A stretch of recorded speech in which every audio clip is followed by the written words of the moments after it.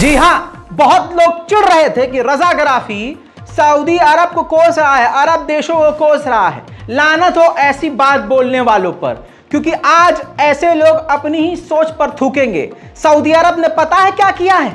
अल्लाह Akbar. Saudi अरब की सरकार का घिनौनापन देखिए कि इजराइल के विरोध में तो कुछ, इजराइल के विरोध में कुछ कर नहीं रहा है।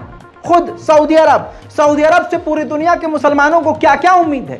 लेकिन आपको बता दूं कि मक्का के अंदर, अल्लाह अकबर, मक्का के अंदर एक ब्रिटेन का अब्दुल रहमान नाम का व्यक्ति फिलिस्तीन के समर्थन में गले में झंडा फिलिस्तीन का डाल लेता है। इतनी सी देरी में सऊदी अरब के मक्का मदीना के अंदर जो सैनिक थे उनको गिरफ्तार कर लेते हैं। पूरा इंटरव्यू हिंदी में छपा हुआ है हिंदुस्तान में, और अंग्रेजी में भी है। ये देखिए, अंग्रेजी का भी रिपोर्ट देख लीजिए। अब ये अंग्रेजी का है, ये हिंदी का है, दोनों तरफ रिपोर्ट आपके सामने है, दोनों तरह की, हिंदी की भी और अंग्रेजी की भी, दोनों लगी है। अब सुनिए, सऊदी अरब की गवर्नमेंट ने एक दो नहीं कई लोगों को गिरफ्तार किया जो फिलिस्तीन के समर्थन में कोई नारेबाजी नहीं कर रहे थे।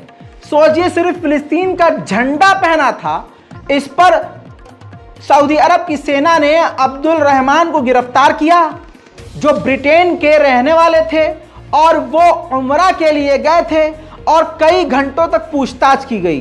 बार बार उनसे पूछते रहे कि फिलिस्तीनी झंडा क्यों पहना है। रहमान फिलिस्तीन आई को ये इंटरव्यू में बताते हैं कि मैं काफ़ी डर गया था, क्योंकि मैं तो मुस्लिम देश में था, उम्मीद नहीं थी कि मेरे साथ ऐसा होगा, और वो कुछ भी कर सकते थे। मेरे को जहां उन्होंने ले आकर रखा, यानी जहां अब्दुल रहमान को ले गए अलग जगह में, वहां जेल थी और दूसरे कैदी थे। अब्दुल रहमान बताते हैं कि मुझे ऐसा लग रहा था कि अब मुझे जेल में डाल देंगे और मेरा कोई अधिकार नहीं है, मैं कुछ बोल भी नहीं पाऊंगा। इसके बाद जैसे तैसे उनसे कई तरह के सवाल किए, कई घंटे तक इस तरह से पूछताछ की गई जैसे वो कहीं का बहुत बड़ा क्रिमिनल हो। अल्लाह अकबर। सोचिए, फिलिस्तीन के समर्थन में अगर भारत में मोदी सरकार मुसलमानों को नोटिस जारी कर देती है कि भाई, मस्जिदों के इमाम को, कि भाई आप फिलिस्तीन का नाम नहीं ले सकते, तो फिर क्या गलत कर रही है मोदी सरकार भाई? खुद सऊदी अरब मुस्लिम देश मूत रहा है नंगा होके। मक्का मदीना के अंदर फिलिस्तीन और मस्जिद अल अक्सा के लिए, किबला अव्वल के लिए कोई आवाज़ उठा रहा है। आवाज़ उठाना मतलब ये थोड़ा चीख रहा था, वो गले में सिर्फ फिलिस्तीन का झंडा। रहमान बताते हैं कि मुझसे ज़बरदस्ती अंगूठा लगवाया गया, साइन करवाया गया, और ऐसा लग रहा था कि अब मैं गिरफ्तार हो जाऊंगा।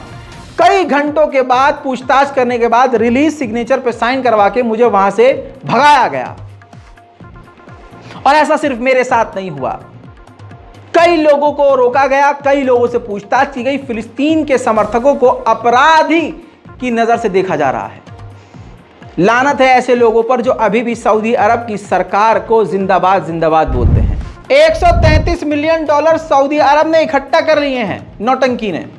फिलिस्तीन और सऊदी अरब ने मिलकर डोनेशन दुनिया से भीख मांगी, जबकि खुद अरब के पास इतना पैसा है कि अय्याशी में रियाद सीजन में उड़ा रहा है।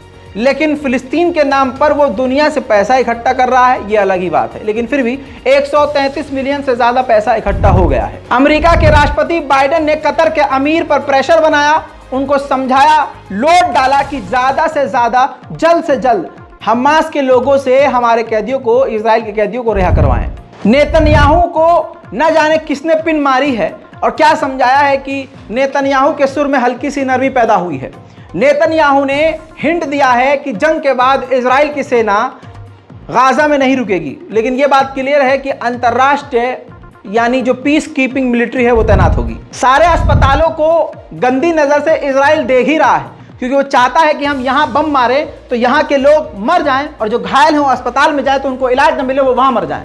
तो इजराइल की IDF ने कहा है कि हम तमाम अस्पतालों को हमास के हेडक्वार्टर की नज़र से देख रहे हैं। वहीं इजराइल ने अपने बाप पर भरोसा जताया और कहा कि हम ऐसा बिल्कुल नहीं मानते कि अमेरिका हम पर सपोर्ट या हम पर पैसा कम खर्च करेगा। उधर हिजबुल्लाह ने जोरदार मिसाइलों से इजराइल के ठिकानों पर हमला किया, जिससे 3 इजराइल के सैनिक बुरी तरह से घायल हुए हैं। जुमे के दिन एक अच्छा काम यह हुआ कि 6 सऊदी अरब की एम्बुलेंस गाजा के अंदर एंटर हो गई हैं। 75% अभी भी फिलिस्तीन और गाजा के लोग हमास के उस हमले को जो 7 अक्टूबर को किया था इजराइल पर, उस हमले को सपोर्ट करते हैं।